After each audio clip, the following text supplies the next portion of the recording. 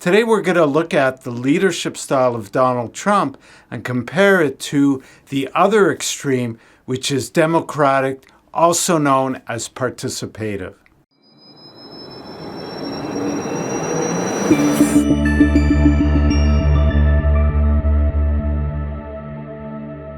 As I record this, Donald Trump has been inaugurated as the 47th President of the United States. So I thought it would be a good opportunity to look at his leadership style, as that is something that I am intrigued about and that I promote in terms of having the right leadership style in business and organizations. Donald Trump's leadership style is often described as autocratic. This means he tends to make decisions unilaterally without consulting others and uses his power to enforce compliance. Here are some real-life examples. In his new term in office, Trump immediately signed numerous executive actions to assert his vision and cut government wasteful spending. He took two bold steps. First, he offered a payout package to encourage 2 million federal workers to resign. Second, he put a hold on government spending by cutting off funding to programs that had already been passed into law by Congress. In December 2018, Trump decided to shut down the U.S. government to force Congress to provide $5.8 billion for a border wall. This move showcased his autocratic style as he used his power to try to coerce Congress into compliance. Trump's administration experienced high turnover rates, which is consistent with autocratic leadership. This style often leads to lower work satisfaction and loyalty, driven by fear rather than respect. Throughout his presidency, Trump often vilified outgroups such as Mexico, China, and Muslims. This tactic helped him maintain a strong relationship with his followers by creating a we-they effect, making followers more loyal and devoted. Trump's confidence in his belief and authoritative approach were evident during his election campaign and presidency. He made bold promises and took decisive actions, such as his foreign policy focused on destroying radical Islamic terrorist groups. Now let's compare this to the participative leadership style.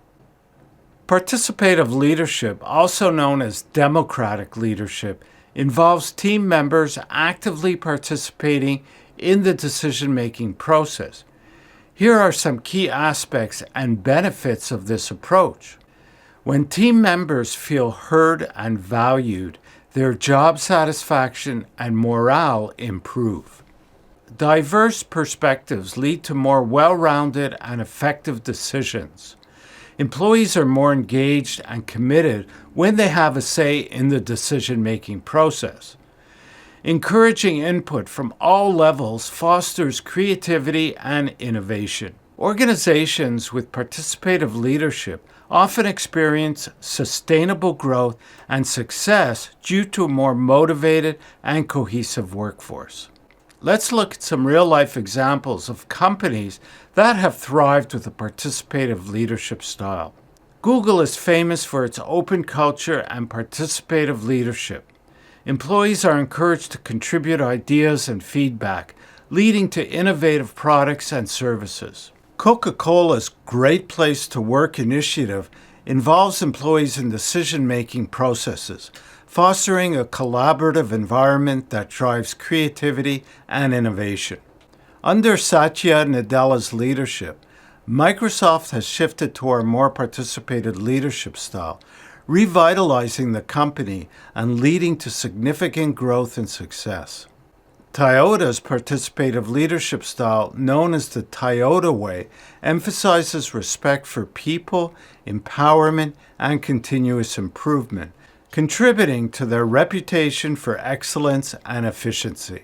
In conclusion, while autocratic leadership can be effective in certain situations, participative leadership offers numerous benefits for organization in the long run. By involving team members in the decision-making process, companies can foster a more motivated, innovative, and successful workforce. I don't believe in democracy as a style of leadership. I prefer the word participative because you cannot always be democratic in your approach. Time doesn't permit it, and often when there's an emergency, you need to make a decision, and that could be seen as an autocratic decision. But if you practice participative leadership, then you gain the trust of the people who you lead, and they will trust and understand a decision that is made under pressure, under time constraints, which has to be autocratic. And the best example is a fire chief who has to direct his troops when he's at a fire, or it could be the military as well.